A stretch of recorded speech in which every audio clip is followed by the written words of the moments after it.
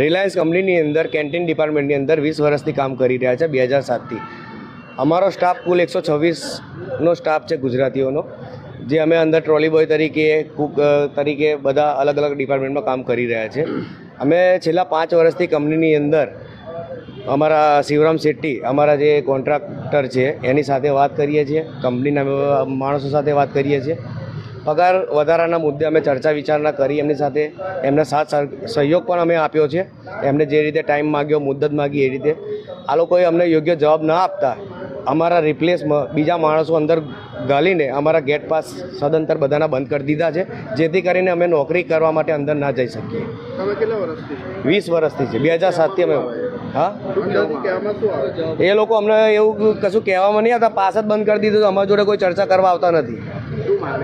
અમારી માંગણી પગાર વધારાની છે, બીજી કોઈ અમારી માંગણી છે નહીં. આંદોલન કરીશું, અમે રજૂઆત કરીશું. કલેક્ટર સાહેબને અત્યારે રજૂઆત કરવા આવ્યા છે, પછી અમે કંઈક આગળ વિચારીશું, પછી કંઈક યોગ્ય પગલાં જે કંઈ હશે સરકારને સાથે લઈને અમે રજૂઆત કરીશું.